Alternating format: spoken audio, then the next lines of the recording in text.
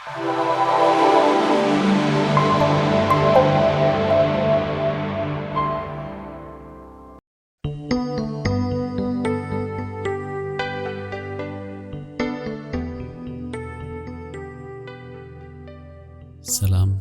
ክቡራት ተኸታተልቲ ኣገልግሎት ወበት ለሎም መዓልቲ ድማ ሓድሽ መደብ ሂዘልኩም መጽ ኣለኹም ሂዜዮ መጽ ዘለኹ መደብ ብዛዕባ ማርቲን ሉተር ኣብ ዝነበረሉ እዋን ዝነበረ ለበዳ ዝምልከት እዩ ሰናይ ምክትታል ክኾነልኩም ይብና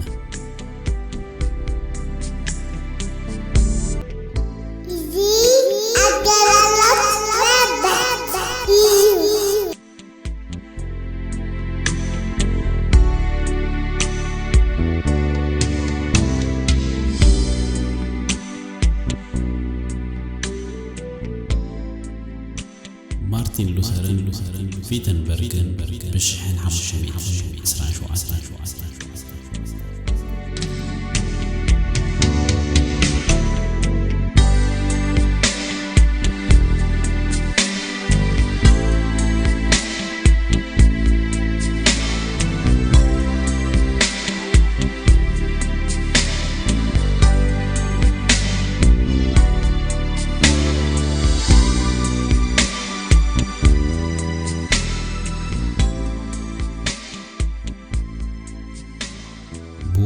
حسه شحن حمشميسن إسران شوعتني أبتزجل لازنا بركتما فيتنبرغ هذا حمام سلستلابعه تختما أفتم تسلمات أتوت نجارات كله فتم تعزوه بعلت بيتو كاترينا فون بورادما نفسها صوريا زنبرت كم تهوري باولوس أبكالاي كرونتوس معرف حدا تقصشو مونتا تسحيفو زولو دما أحواتي بزعباتي أب إيسيا زرغبنا تببا يوتنا وقصاب النقبت حلف عقمنا بزا خمس خبلنا كنحب لكم أين فوتونينا بمبال نتزا حلفو زنبرا مكرا زغلتو كوم دما مارتين لوتر أب فيتنبرغن أب لعلتي بمقنيات أمنتو زوردو زنبرا مكرها اتلبدا حمام دما توسيخو كبدت كوينو نبرا ولدو مويتو بتزغطي مالت ديبريشن أزيو تأبيبو نبره بحمام دما كساب أفموت بتحه هيوتو نابرون كله دما أبتحتي أواج موت توحيدو يحلفو نبره زغونا زرخو وسب دما نخقتلو كاب تشارلز حمشاي استأوج حقاوي نايموت أواج أبلعليو يروي سقاين نفسين دمين كله أوشت إجزاتين منقستي بمولو مارتين لوتر كاب قص مزرين خطف عزيز اللخو زبل ناي تشارلز تئزاز دما أواج نبره بحمام كوليتن ناي رئيسي مرزي مالت مايغرين بدركت كبدي بقسلي آزان ببرت عرسني نديدو يساق نبره نزو كل تختيلو زمتة تسألي موت ويدما بلاك ديز دفلت لبدا دما هيوت بوزا حسابات الناوسة دمتة إذا حمام كابتشاينا تبقيسو دما كبابي حد ربع حزبي أوروبا أهليقو نبره دقيمو دما أو 15 شخف لزمن مالت زمن مارتين لوتر كبيد سمعيتاو بسلان شبران قديفو زحالة لبدايو كاب كبابي 30 كساب 900 تتقعت نايز حمام ناي مقتال تقولو دما نبرو كابزي ناي موت نمهدام دما بوزحات كابتا ختما رحيقوم فيتنبرغ ساب جر مبالن ناي كوفاات منافستي من برن مسيلا نبرت ناي ساكسني لؤول يوهانس مالت يوهانس صنوع The Steadfast John دما كابتا حمام نلوتر نخادم بقدي دو نبره كوينو قنا بوزحات بعدم عبيتي دخومات بأمنتهم مغنيات دما أبتحت مكراز نبورو أمنتي قديفو نخادم قناي مرتان لك أب كم ذا عينت كونتات زكالو زبلنا يتعنا تنقاقنا قبره مستا نفسه أربع التبيتو مس بصنع زحممو أب أفافيت موت نبور سبات بمخان بصنع دقا أقلقله أو وشت حدثو منتراي كاب كلت تغساب 10 نهاسة تراي لوتر كاب ناي قربا ناي سيغا أزمادون مس أوزو بقربا زقلقلون كساب 10 سبات مويتهم بغزا إيدو قبرون بعلت بيت كنتيبا ناي تختما تيلودين بدقف لوتر كاب أفموت أمليطا بتماساسالي ملكو عدما ود حد عامتن كلتا ورحن زنبره قداماي ولودو يوهانس دما أفموت تعيمو أمليطو ترفه ድሕሪ ከባቢ 4 ወርሒ ማለት ታሕሳስ 10 1527 ድማ እቲ ዝነበረ ለበዳ ቁሩብ ሃድአ ኣብታ ግዜ ድማ እታ ኣብ ማህፀን ዝነበረት ካልእቲ ጓሉ ማለት ኤልሳቤጥ ተወልደት ኮይኑ ግና በዓልቲ ቤቱ ገና ናይ 8 ወርሒ ሓራስ እናሃለወት ኤልሳቤጥ ጓሉ ሞተት ማርቲን ሉተር ነቲ ናይ ልቡ ኣንዛን ሓዘንን ዝነበሮ ኩሉ ስምብራት ክገልጽ እንከሎ ከምዚ ኢሉ ገሊጹ ህፃን ጓለይ ኤልሳቤጥ ሞይታትኒ ልበይ ብጣዕሚ ደሚው ሓሚሙ እውን ኣሎ ክሽከሞ ዘይክእሎ ከቢድ ሓዘን ገዲፋትለይ ከይዳላ ብጣዕሚ ከቢድና ኣሎ በጃኻትኩም ናብ ጎይታ ብጸሎት ደግፉኒ ኢሉ ተዛሪቡሎ ኣዲኣ ካተሪና ብወገና ድማ ጸጋብ ዝመልአን ቃላት ገይራ ሓዘና ከምዚ ክትብል ዝርግፍ ኣቢላ ደርጓሓቶ ኣታብሩኽ ኣምላኽ ዛጽብቕቲ ኤልሳቤጥ ካብ ርህራሄኻ ዝተልዓለ ሂብካኒ ነርካ በቲ ዝተወሃብክዎ ውህበት ድማ ኣዝየ ሕጉስቲ ነይረ ንኣምላኸይ ባሪኽ ድማ ኣመስገንኩ ድሮ ለበዳ ሕማም ጠፊኡ ከም ዘይነበረ ኮይኑ እዩ ይኹን እምበር እቲ ቁጥዓስ ቅድሚ ዛጽብቕቲ ጓለይ መውላዳ ኢዱ ዘንበረላ ይመስለኒ ድሕሪ 8 ወርሒ ፍቱቲ ኤልሳቤጠይ ኣቦኣን ኣዲኣን ተፋንያ ናብ ክርስቶስ ከይዳ ኢላ ከም ዘልቀሰት ኣብታ ኣብ Women's of Reformation in Germany and Italy እትብል መጽሓፍ ተጻሒፉ ሰፊሩ ንረኽቦ ህይወት ብቐንዱ ከምቲ ሐዋርያ ጳውሎስ ዝበሎ ንሉተር እውን ኣዝያ ከቢዳቶን ፍጹም ኣጨኒቃቶን ነበረት ካብቲ ኣብ ነሐሰ 2527 ብጽሓፎ ኣብታ ናይ መዓልታዊ መዘከርታ መጽሓፉ ከምዚ ብምባል ኣስፊርዎ ንረኽቦ ካብ ሓደ ሰሙን ንላዕሊ ኣብ መንጎ ድነሞትን ሲኦልን ውሽጢ ተመላሊሰ ኣለኹ ክሳብ እታ ኣብ ክርስቶስ ኢየሱስ ዘላትን እምነት እትፍተን ድማ መላእ ኣካለይን መገጣጠሚ ኣዕጽምተይን ብብርቱዕ ኣንዛን ሕማምን ተሰቀየ ናይ መከራ ውሕጅን ማዕበላትን እናተበራረዩ እምነተይ ዝፍትንን ናይ ቀትሪ ለይትታትን ብጸልማት መዓልታትን ከቲቶም መሕለፉኒ ተስፋ ብምቁራጽ ንልበይ ብጣዕሚ ኣድኪምዎ እዩ ብምባል ኣብታ The Man Between God and the Devil እትብል ጽሕፍቲ ሰፊሩ ንረኽቦ እዚ ኩሉ መከራ ግና ወንጌል ናይቲ ናይ ኩሉ ሰብ ናይ መጨረሻ ተስፋ ዝኾነ ክርስቶስ ካብ ምስባኽ ኣዕገቶን መዓሉ ምስ ቃል ኣምላኽ ነበረ ልቡ በቲ ንጹህ ናይ መንግስቲ ኣምላኽ ወንጌልን ዕዮ ወንጌልን ዘይጸዓድ ትኩረቱ ዘይሳነፍን መጋብን ኣገልጋልን ነበረ ትጉህ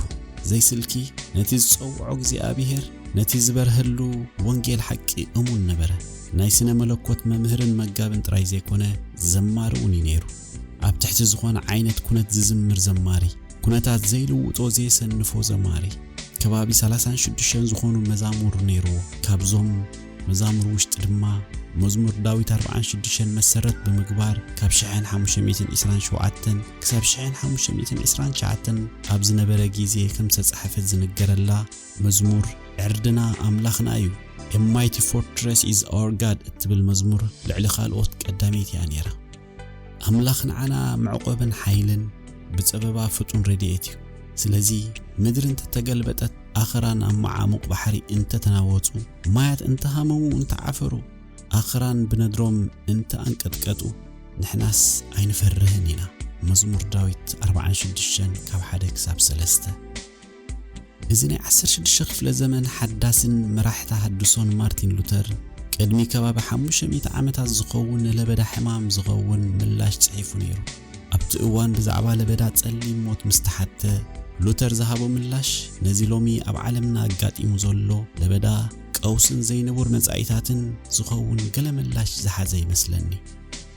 ኣብታ ናብ ኣገልጋሊ ዶክተር ጆን ሃስ ዝጸሓፋ ደብዳቤ ኣብ ሉተርስ ወርክ እትብል መጽሓፍ ኣብ ቅጽ 43 ገጽ 132 ኣብ ትሕቲ ካብ ቀታሊ ለበዳ ሕማም ክንሃድም ዶ ኣሎና ኣብ ትሕቲ ዝብል ኣርእስቲ ዝርከብ ጽሑፍ ከምዚ ይብል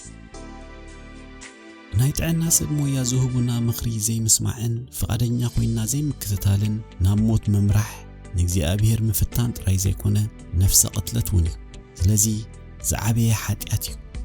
ነቲ መስኪን ምእመን በዚ መንገዲ ምምርሑ ድማ ኣብ ቅድሚ እግዚኣብሔር ብሞቶም ተሓተቲ ይገብረና ምኽንያቱ ድርብ ነፍሰ ቀተልቲ ኢና እንኸውን ከምዚኣቶም ዝበሉ ሰባት ገዛ በሓውና ነደደ እናረኣዩ እግዚኣብሔር እንተፈትዩ نزبارع حوي بزي ما يكتفو يخيلي بمبال نتبارع كتما ملو إنهم مخه كم سقيل كامر أيو أحواتي إذا بفتسم تخكل يكونن مدفئ حوي وصدو جزاوتكمن كانشولوتاتكمن منجدتاتكمن كابز تكخ رسون حوي كاب حدا جزا ناب حدا جزا الناخد كاب زلابع أمود ما نتختما بملو كساب زطفاء أيتتصبيو እግዚአብሔር ብሉላዊ ፍቃዱ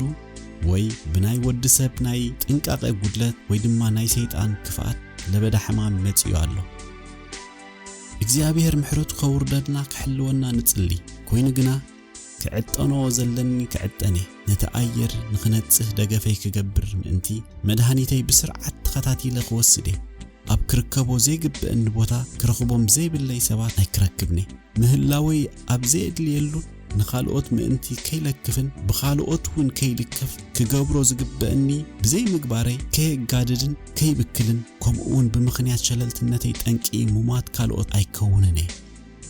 እግዚአብሔር كوستن تدليو برجس أبزل لقوه كرخبني اتخاباي جسبيو كله كم زجبركون بزد ما نموت جزار إسين خالقات دما حلافنت أي كهل ونني بتاعي انت دا حاجة زي دليو نمدقافو أبزخون بوتا نزخون سب دلوه جنا كم تي أبل علي زجلتكو نتعناين نايكال أوت زي قد مزخون ترايو لذي نزي نجر مجبار فريها اجزيهير زلو أمناتيو مقنياتو دما زي عشا دركن يكونن كم أون نجزي أبيهر مفتان دما أيكونن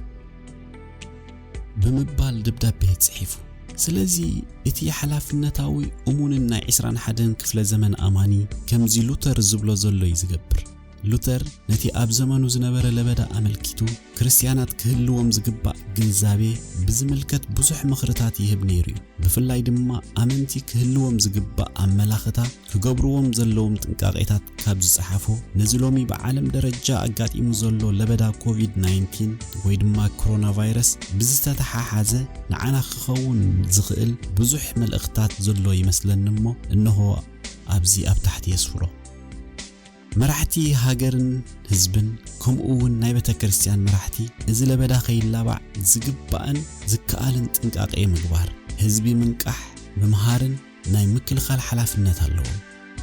لوتر كم زبلو قواسوت محبرات قوصرات دموستنياتات ايكونون جناخ أب أوان لبدا لك كم تعبي قواسا نفسهم انت تمقواسي أحليفهم كساب مهاب تتصوعيهم يوحنس وانجيل 10 حدا يتمقواسن كريستوس كمي كنبر كم زلوو هيوتون كريستوس كمي كم زهبن بمسرت قال أملاخ كمهرو كتسليون أقداسي أبزخونو دما ناي مقابينت أقلقلوتهم بأمنت نمهاب حدر اللو ناي اجزي أبيهر فقري ناي فوسن محرتن إيد مقلزي كخوني كبا أبتقوان زنبر لبدا كنملت أولو زي نخيل ناي اجزي أبيهر فرديو مفتحيو دما تقولوت ترايو زبل جوجو ياردادا أسلز نبرة بزد ما كابتي كجبر زجبو ناي نصهنان تريتن تنقاقو غودلز تلعله لوتر أزيو حزينون جوهين نيرو بخمس عينة أكايدا مخدمة كريستوساوي رهرهين حلافنتن زغولولو أكايدا تراي زي كونه حاتيات ونيو بمبال بتري كونونو حاتيات برقت እግዚአብሔርን ሰብን ኮምኡን ምስተፈጥሮ ዘለና ዘምድና አባላሽዩ ኣብ ኦሪት ዘፍጥረት 3 ከም ተገልጸ ናይ ወዲ ሰብ መርገም ለበዳ ሕማማቱን ወሲሕካ ማለት እዩ ውጽኢት ውድቀት እዩ بمسارات حفشاو نتبرئت لوتر ازون ابو تقولل كوينو لبدا تصليم موت بزقات املو اوان حزبي فيتنبرغ زتفلي حاتيا سلسورحو زوردوم قطع املاخيو إلكا مفراد سنة ملكوتاو فرساتيو بخمزي أبهلا دما نتم قدايات سغونو مخونان رئسنا مصداقن مسنا እግዚአብሔር ጽድቅ مقرانني ቻይና ሆነ አሜሪካ ጣሊያን ኮይነ እስጳኛ ወላ ካልኦት ካባና ብዝልዓለ ክፍአት ሓጢያተኛታት ኣይኮኑን ለበዳ ሕማማት ናይ ተፈጥሮ ዓደጋታት ኩሉ ወሲሕካ ካብ ሓጢያት ዝተልዓለ ኣብ ትሕቲ ፍርዲ እግዚአብሔር ዘላ ዓለም ንነብር ምህላውና የዘኻኽረና እዩ ይኹን እምበር ኩሎም ዓደጋታት ኣብ ውሽጢ ናይ ገዛ ርእሱ ልዑላውነቱ ክቱታት እዮም ድምፁ ክንሰምዕ ካብ ጥፍኣት ፈተና ክንመለስ ህይወት ኣብ ኢዱ እምበር ኣብ ኢድና ዘይምዃና غرئنا እግዚአብሔር ናይ ምንቅቃሕን ናይ ምብርባርን ደወል يسمعنا له ብምኽንያት ሓጢያት ብፍርዲ ሞት ኣብ ትሕቲኡ ተገዚኦም ንዘለዉ መውጽኢ መንገዲ ብክርስቶስ ኢየሱስ ትንሣኤ ተኸፊቱ ኣሎ። እዚ ናይ ብስራት ወንጌል ተስፋ ዝህብን ዘሕድስን ኣብ ዝኾነ ኩነት ውሽጢ ንሃሉ ክንእውጆ ናይ ቤተ ክርስቲያን ተልእኾ እዩ። ሉተር ብትኽክል ከም ዘስፈሮ ጎይታ ከም ዝመሃረና ካብ ክፉእ ኣድሕነና እምበር ኣብ ፈተና ኣይተእትወና ብምባል ካብ ኩሉ ዓይነት ክፉእ ሕማም መከራ ናይ እግዚአብሔር ናይ ምሕረትን ረድኤትን ኢድን ብምድላይ ብምምላድ ኣብ ቅድሚ ኣምላኽ ምቕራብ እዩ። ፈውሲ ውህበት እግዚአብሔር እዩ። ብሕክምና ዝርከብ ፍወሳውን ምንጭ ናይ እግዚአብሔር ርዳእታ እዩ። ስለዚ ኮቪድ-19 ብጸሎትን ኢድና ብምሕጻብን ሕክምናዊ ምኽርታት ብምክትታልን ክንከላኸሎ የድልየና እዩ። ሉተር ከም ዘስፈሮ ንእግዚአብሔር ናይ ምፍቃርና ምልክት ንብጻይና ንኻልኦት ከም ርእስና ጌርና ከነፍቅሮም ምኽኣል እዩ። በዚ ናይ ፈተና እዋን ንኻልኦት ብፍቕርን ብርህራሄን ብፍሉይ ድማ ነቶም ፍሉይ ሓገዝ ዘድልዮም ንዘክር ብተግባር ዝግለጽ ናይ ክርስቶስ ፍቕሪ ነርእዮም። ማርቲን ሉተር በቲ ዘመን ንዝነበሩ ኣመንቲ ከም ዘተሓሳስቦም ብዝኾነ መንገዲ እንተሞትና ካብ ናይ እግዚአብሔር ናይ ፍርዲ መዓልቲ ኮቶ ኣይከነመልጥን ኢና። ስለዚ ድማ እቲ ዝዓበየ ሕቶ ብዝኾነ መንገዲ ምስ ጎይታ ገጽ ንገጽ ኣብ እንራኸበሉ ጊዜ ድልዋት ናይ ምዃን ጉዳይ እዩ። እዚ ኣብ ጊዜና ዘሎ ለበዳ ልባትና ከም ውልቀ ምእመን ከም ማሕበር ከም ቤተ ክርስቲያን ኣብ ቅድሚ እግዚአብሔር ህይወትና እንፍትሸሉ አጋጣሚ ህይወትና ሞ ኣብ ቅድሚ ጎይታ እንታይ ትመስል ኮንትሉ ብናይ ሞት ፍርሃት ዘይኮነስ ብእምነት ብተስፋ በፍቕሪ ክንነብር ይግብአና። ካብዚኣተን ኩለን እትበልጽ ድማ ፍቕሪያ። ንጳውሎስ ብምኽታል ሉተር ካባናስ ሓደ እኳ ንርእሱ ኢሉ ዝነብር የልቦን እሞ ንርእሱ ዝመውት ከዓ ሓደ እኳ የልቦን። ብህይወት እንተነበርና ንጎይታ ኢና ንነብር ወይ እንተሞትና ንጎይታ ኢና እንሞት እሞ ብህይወት እንተነበርና ወይስ እንተሞትና ናይ ጎይታ ኢና። ሮሜ 14:7-8 እግዚአብሔር አቦና አቦ ምሕረትን ርህራሄን ብምሕረት ከዘክረና ፈውስኻ ለኣኸል አሜን።